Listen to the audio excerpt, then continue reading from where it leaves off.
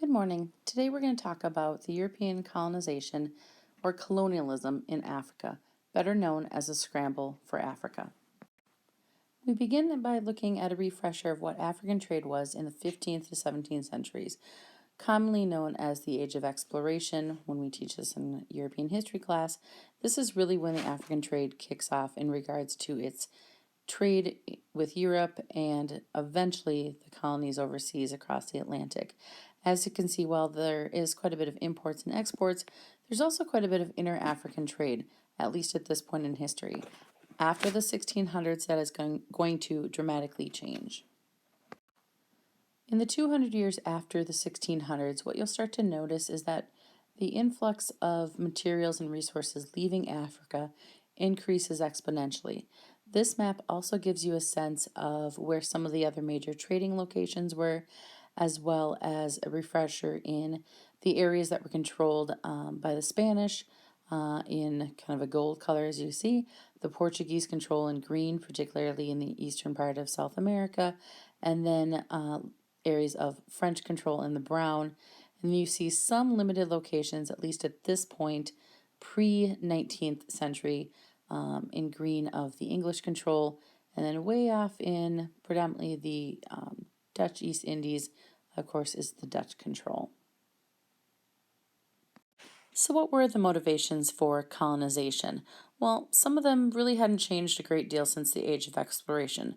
Certainly there was this continued push for religious missions to go out into the world and to gather up new followers and to supposedly bring Christianity in particular to these native populations that were too barbaric in their own faith. At least that was their belief.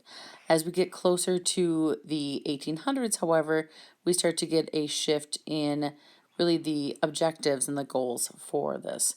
There tends to be a greater increase in the need for military naval bases throughout the world.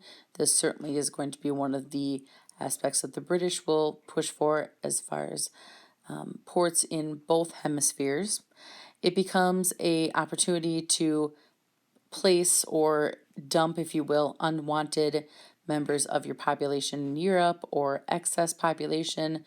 One of the predominant colonies that comes to mind that we used for this was Australia, when the British start to unload criminals, even in particular Irish criminals, down into Australia, and then eventually also send down a population of women that were mostly tied to prostitution, and that's really who kind of populates Australia. The social and economic opportunities, really the economic component is going to explode exponentially. Certainly there is that curiosity of going out into the world and encountering new cultures, but as we get closer to the 1800s, and certainly as the 1800s goes on, the push for greater economic opportunities is really going to be one of the driving motivations. If you are an individual, particularly a male who is a second-born son in some of these European families, your only opportunity for personal advancement, whether it be wealth or status, is going to be to move to these colonial locations and to make a name for yourself. From a humanitarian standpoint, that will certainly be used as one of the justifications for why imperialism grows, particularly from the aspect of the British Empire. They believe ultimately that they're going out and helping people by colonizing them.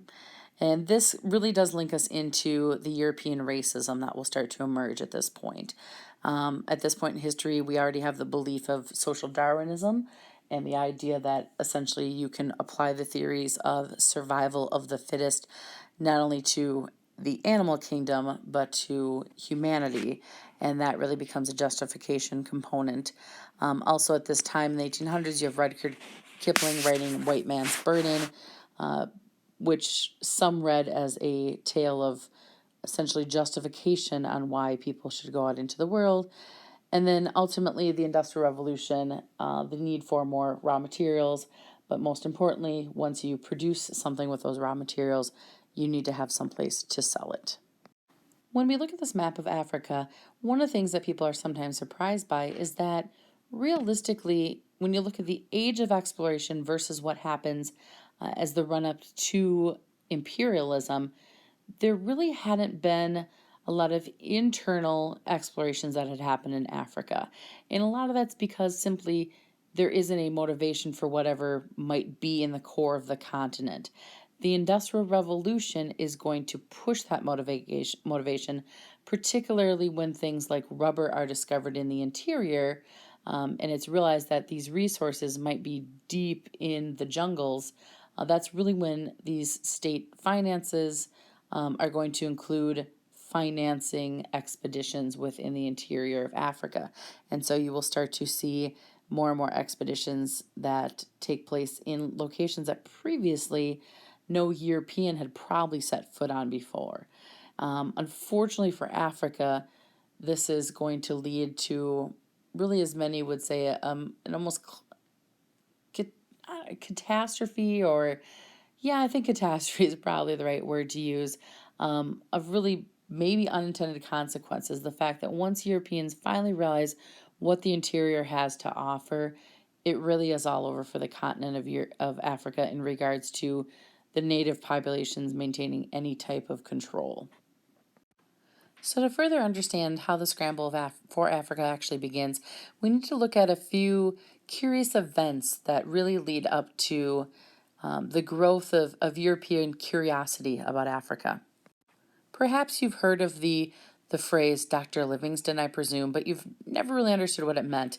Who was Dr. Livingstone? He was apparently a humanitarian who basically was known for being the first white man to do humanitarian and religious work specifically in South and Central Africa. There had been some reports of some of the successes he had had in the region, some of the contacts he had had there, but then all of a sudden he goes missing. And the mystery's like, what happened to this guy? He's a pretty well-renowned individual. He had made, news in the British press, and then suddenly they couldn't find him. Well, along comes a man named Henry Morton Stanley, who was already starting to make a name for himself for his expeditions, particularly in the Congo region, or eventually I should say in the Congo region. He will eventually track down Dr. Livingstone, who many Westerners thought was dead, and the reports of not only finding Livingstone, but what they had kind of encountered along the way really made some pretty sensational headlines back in European newspapers. And it's from this popularity that Henry Morton Stanley is put in contact with the King of Belgium, King Leopold. And unfortunately, the rest is history in regards to that. So what did some of these expeditions look like? Well, here's a pretty good map that shows you Henry Morton Stanley's expeditions, and they're really kind of wayward in locations. I mean, to be honest, they're going through very rugged terrain, very intense jungle locations. He lost a high number of native guides along the way, didn't tend to have a complete appreciation of life. If you notice, way over on the eastern part, if you can kind of look over here in the Zanzibar region where the expedition begins, they start off with a party of 359 individuals, and they kind of make a rather wayward journey, if you will, all the way over. And notice it takes several years, and eventually by the time they make it all the way over to 1877, over to Boma, Stanley does survive the journey, but with only 108 people along the way. One of the other curious mysteries, or I would even say scientific discoveries, that come out of this time period that further drive this curiosity for Africa is the dispute about where the source of the Nile was. Now, John Speke and Richard Burton had initially been a team in this effort. They had been ultimately, I guess you could say, geographers, and were trying to track the source of the Nile. Along the way, they are basically going through what we would consider kind of the Great Lakes regions of Africa, and they do encounter them, or so they believe. And when they come across Victoria Falls, John Speke will believe ultimately that that is the location, the source of the Nile, and Richard Burton will not. They have a falling out. It becomes a very public examination, if you will, of their relationship, or kind of lack thereof. And they really kind of go to their graves believing that Speke believes Victoria Falls is the start of the Nile. Burton does not believe it is, but it kind of goes down in history as this grand dispute about where the Nile really began.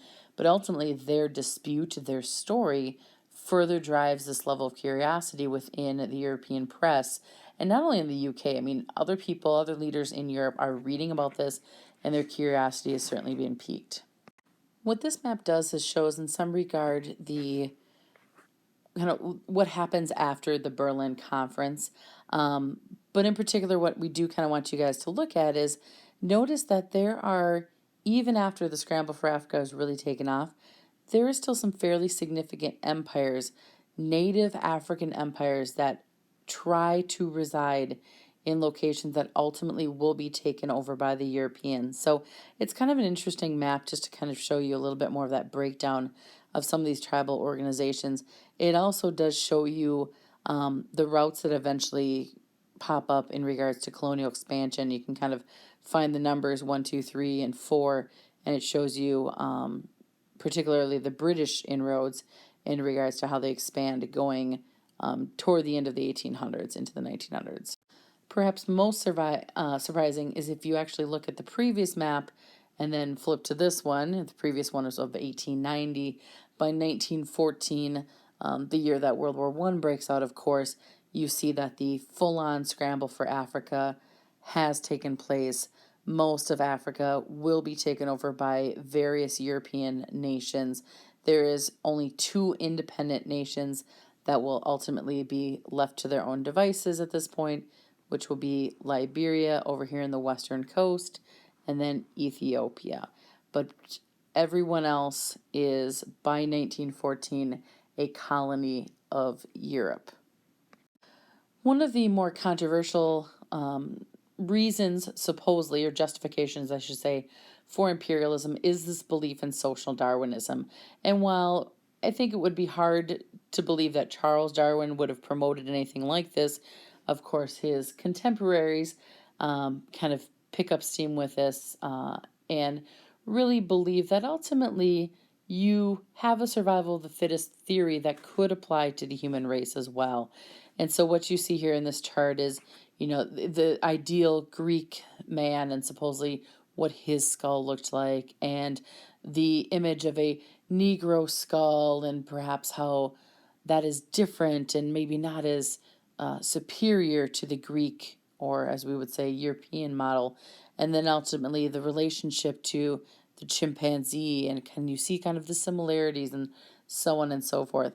This would have been a real drawing that would have been printed in perhaps some type of journal, maybe not in a newspaper component, but this was the kind of propaganda, this was the kind of message that was being conveyed to people in the West to justify why their European powers felt as if it was ultimately good or okay for them to colonize other countries and particularly control other races.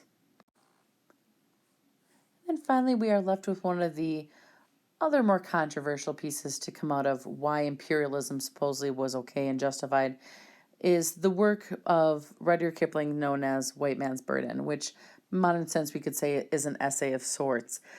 In that particular work, he talks about how it really has become supposedly the white man's burden, particularly the European white man's burden, to bring civilization to non-white people throughout the world. Now, historians, literary historians have long wondered, was Kipling being sarcastic? Was this truly his sentiment? He writes this in 1899. It is kind of one of these great literary questions. The thing is that his work is picked up by the newspapers. It does become a popular reading item in the UK in particular, and people do buy into what he's saying, and they read it as, yeah, you're right. It is our job to go out and do this. And so ultimately you get this whole populace in Europe that thinks that ultimately they should be superior to these other races. They are superior to these other races, and furthermore, they need to go out into the world and take care of these other races.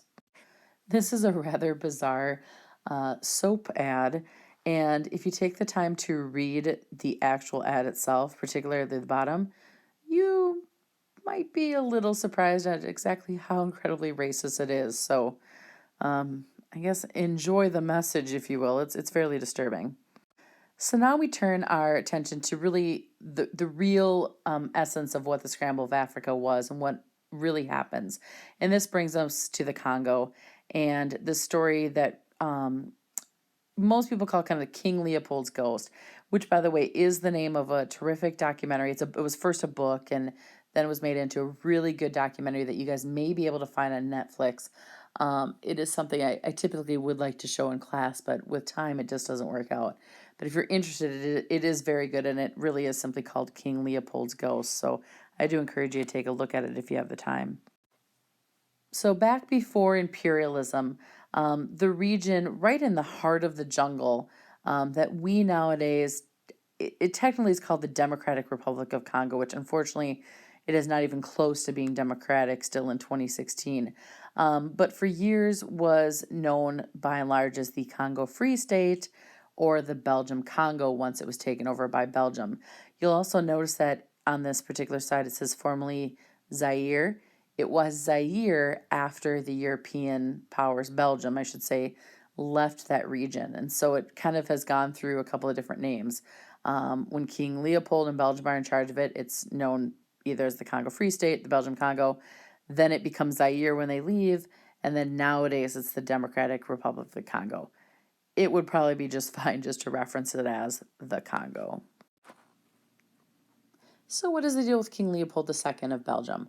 Well, he was, from most accounts, a rather jealous man. He was someone who did not feel he had enough prominence and that Belgium didn't get enough respect.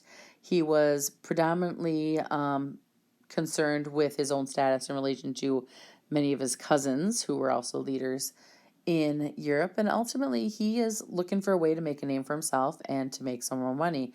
He has been reading about the expeditions of Henry Morton Stanley. He's inspired by them. He hires Stanley to basically be his guy, so to speak, in the Congo, and he orders, well, not so much orders, but asks Stanley to be his man to set up trading stations in the Congo, to sign, as we would say in air quotes, treaties with various African chiefs.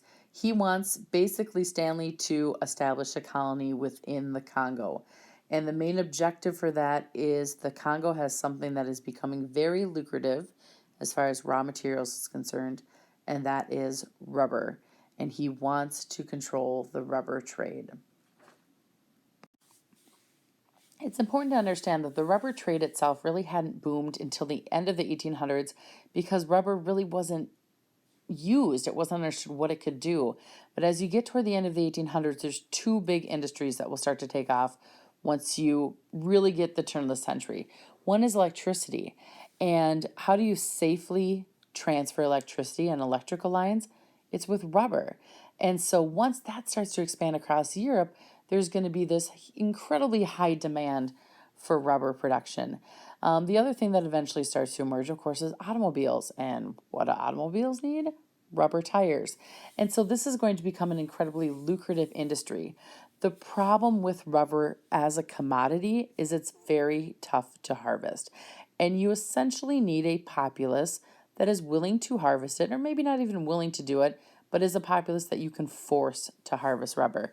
How do you harvest it? You have to go into the deep parts of the jungle. You have to find the rubber trees, and you tap the rubber trees kind of like you would be tapping a tree from maple syrup. So the rubber comes out like a white sap, very similar to like Elmer's glue. And maybe if you were in elementary school, you took Elmer's glue and you kind of maybe put it on a plastic surface and let it dry. And once you dried it, you could peel it off and it was like a sheet. Well, that's what these native workers were eventually going to have to do, is they would take the sap out of the trees, they would smear it on their bodies, they would carry it back to camp, and then they would rip it off their skin and hand over that day's quota. Stanley knows this is how it's harvested. It's incredibly painful. It's very dangerous work. There would be men that would climb these rubber trees to get to the tallest vines. They'd follow these trees and break their back and just die there by the side of the trees. It becomes a very, I guess you could say, devastating resource that is pulled from the Congo. As the demand for rubber increases and Belgium starts to reap some of the benefits of this trade, there becomes more and more pressure to produce more rubber. Well, the problem is rubber it's hard to get, and you can't make it come out of a tree any faster. The only way you can do that is to cut the vine itself, but then you kill the tree, the limb at least. And so what the Belgium officials felt they needed to do was to try to encourage, if you will, the workers to work harder. And that's really when the abuse in the Congo and the devastation in the Congo inflicted on them by the Belgian government really takes off. And so here's one image of the abuse, if you will, of a quote, lazy worker. When rubber production does not reach the peak that Belgium wants and is demanding, the Belgium soldiers that had been put in place in these different trading areas in these villages were told that they needed to produce results, and that ultimately they need to somehow encourage, if you will, the natives to produce results. And so what they start to do is say, okay, village A, you have a quota. And if you don't meet that quota, there will be punishments. And so the men would go out, they would try to get as much rubber as they could for that day or week, and then ultimately they would come up short. And then what the Belgium officials do is first they start off by kidnapping women and children. They said, once you make your quota, then we'll give them back. But then unfortunately that wasn't always enough, and that didn't necessarily produce more rubber. So then they take the very drastic step of starting to physically punish these individuals by chopping off limbs. And as you can see from the pictures here, it would not be unusual to find many people, including many children, with one of their limbs missing as punishment for their village not producing enough rubber. Here's a fairly terrifying political cartoon of what Belgium eventually does to the Congo. One of the great questions about King Leopold when it was kind of all said and done is that, did he really have a conscience? Did he really understand what he had really set in place in regards to Africa? And certainly we focus, at least in this part, on what happens to Belgium, but there's a much greater crisis that erupts in Africa. Most historians say he probably didn't. In fact, he was a pretty awful individual. His own wife didn't like him. His kids didn't like him. He dies essentially an old, very rich, bitter man who doesn't have a very good legacy when it's all said and done. And it is said that one of the most remarkable things is that he will set off this, catastrophe of change really in Africa, and never once sets foot in the Congo. If you think about all the destruction that he essentially is blamed for, he never even showed up there. If there was something that was eventually going to eat away at King Leopold's conscience, it was the fact that he felt as if perhaps his PR, his public relations, wasn't looking so good in the eyes of other European nations in regards to what he was starting to do in the Congo. And so he decides to have the Berlin Conference. And while he doesn't host it, he really promotes this idea, and Berlin decides to kind of take him up on the offer. And the conference went on and off between 1884 to 1885. And what it was basically this event sponsored by none other than Otto von Bismarck, to get all the major European powers together and to come up with some type of rules, if you will, for how to conquer Africa. The Congress was meeting at the same time, kind of coinciding with Germany's continued rise as an imperial power. And so from a German standpoint, they were interested in getting in on a slice of the African cake, if you will. And another problem, well, we wouldn't say it's a problem, but another problem Europe was facing is that by this point in history, the slave trade was diminishing exponentially between European powers and Africa, and the slave trade even within the African continent.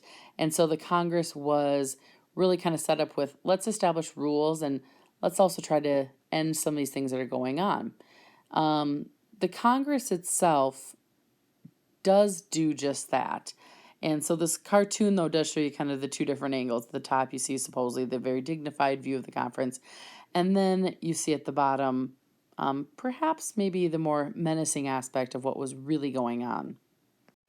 So basically what this Berlin Conference does is it gives these European powers that were invited to the conference a chance to split up Africa. I'll take a piece here. Oh, let's get this coastline here, and so on and so forth.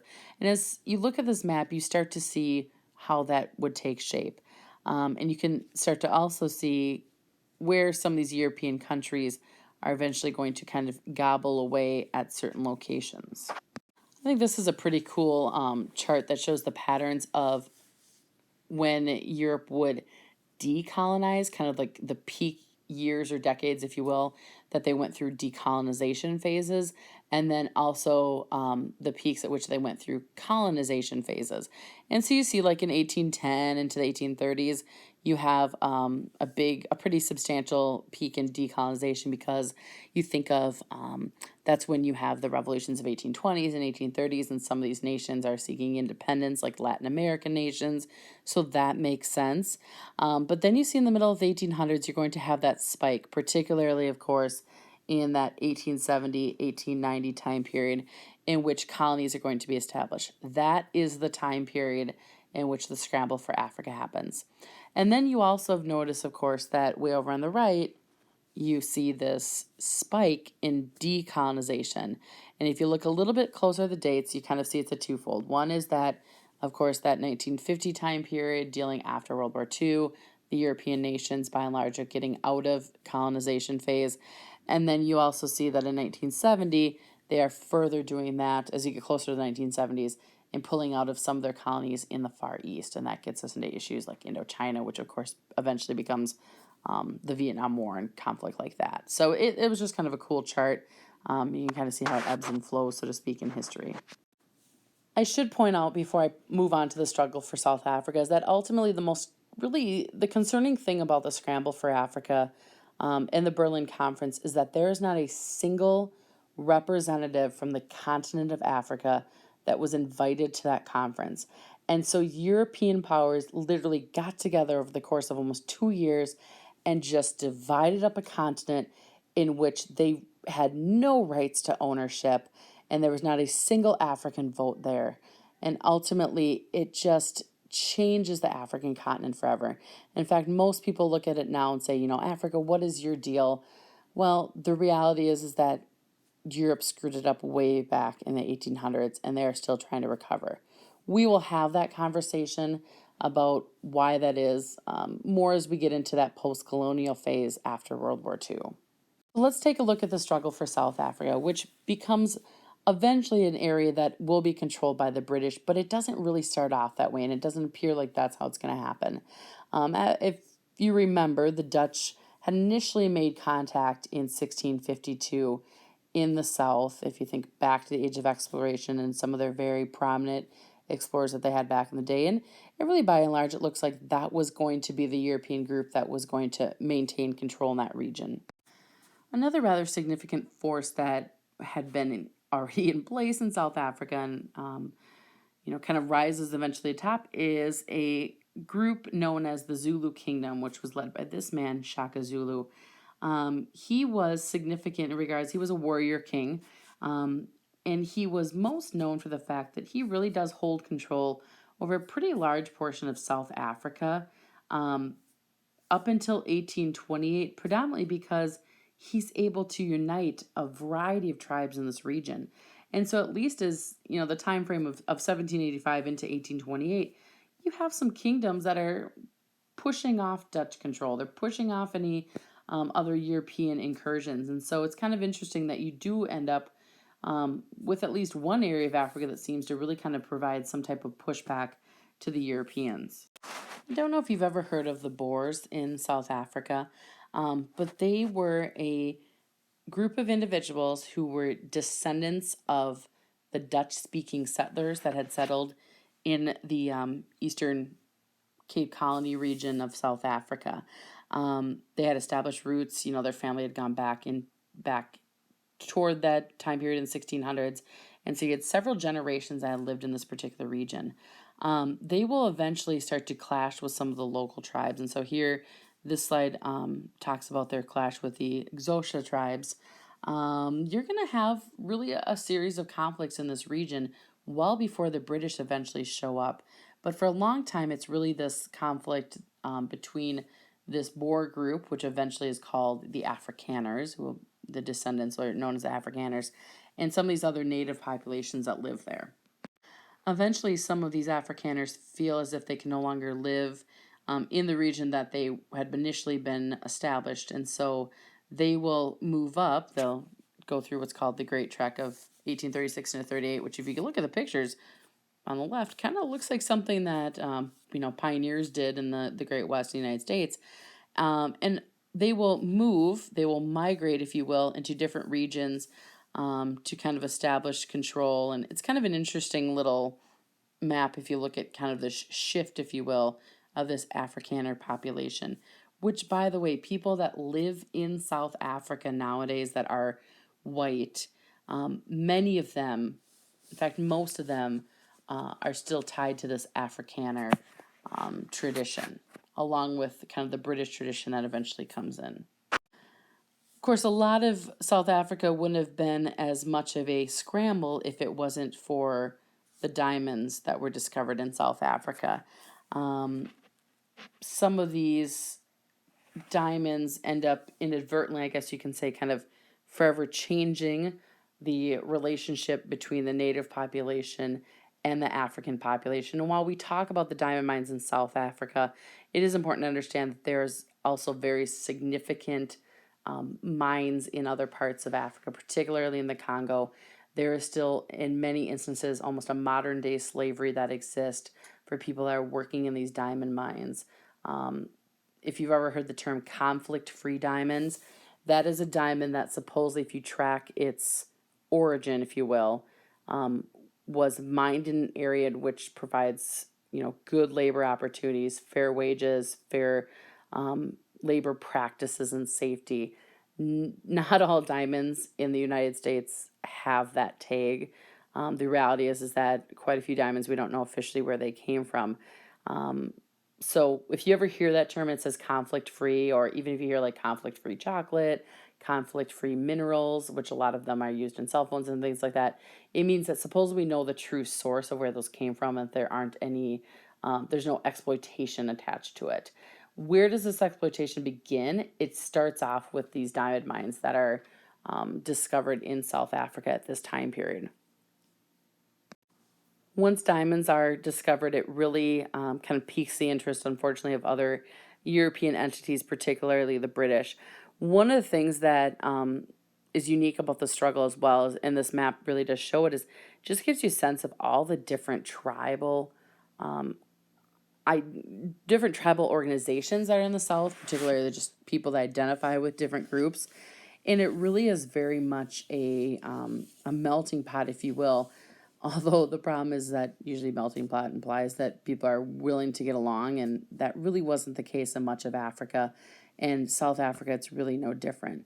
The problem is that Great Britain won't see this region for what it is, a region that has very many different minority groups, ethnicities, if you will.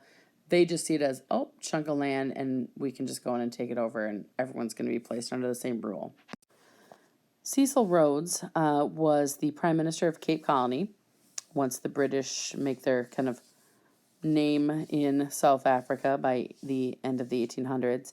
And he was someone that had sponsored this idea on behalf of the British Empire that the British ultimately should sponsor what they call the Cape to Cairo dream, that they should have full control, at least of that eastern side of Africa from the Cape Colony region all the way up to Cairo. And he ultimately believed that the British should dominate all of Africa. It doesn't hurt that he is someone who is going to benefit exponentially from the diamond industry, and he's going to become a very wealthy individual and is going to also be known as being connected to De Beers diamonds. If you've ever seen those commercials, that starts off with Cecil Rhodes. Fun little parody. Ha ha ha. Very interesting. So who's this Paul Kruger guy?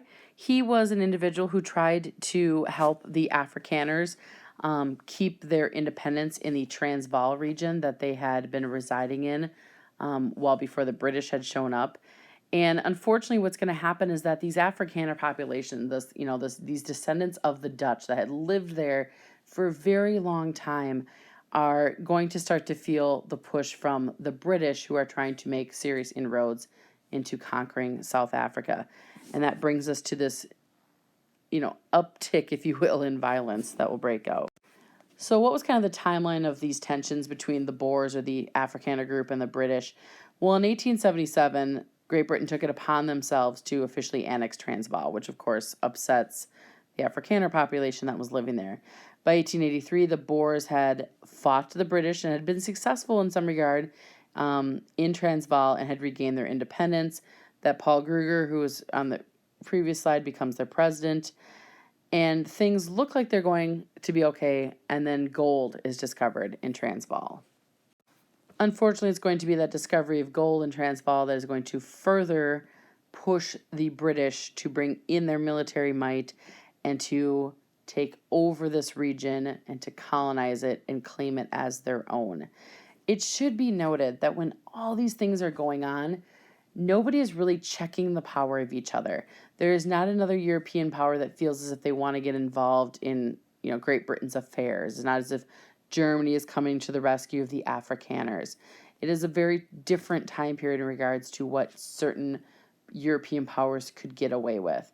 And nobody really checks the power of each other when it comes to this growth of imperialism, at least not at this point. We really don't see much of a check on that system until you get to World War I. Ultimately, the British will be successful in this region, and they will conquer it. And unfortunately, to be an Afrikaner, you have to basically give up your independence if you want to remain there and have to become a subject, if you will, of the British crown. Fun fact, Winston Churchill, back in the day, was a war correspondent for the British during the Boer War. That was kind of his first taste of military life. So just take another look at this map, the struggle for South Africa. Once the Boer War ends, the British will move to consolidate control along more racial lines. And eventually, as we get into the early part of the 1900s, they will establish quite a few segregation rules. They will get what's officially known as apartheid, in which you have official segregation between whites and anyone that isn't white, including like an Indian population that will emerge. And that is going to last up until the early 1990s, when Nelson Mandela is finally freed from prison and the work he had done to bring rights to South Africans, black South Africans. And it's crazy to think that much of this British control is around until the 1990s. And South Africa still to this day is struggling to kind of find its identity, which is a very unique one when you think about a fairly significant white population that resides on the African continent.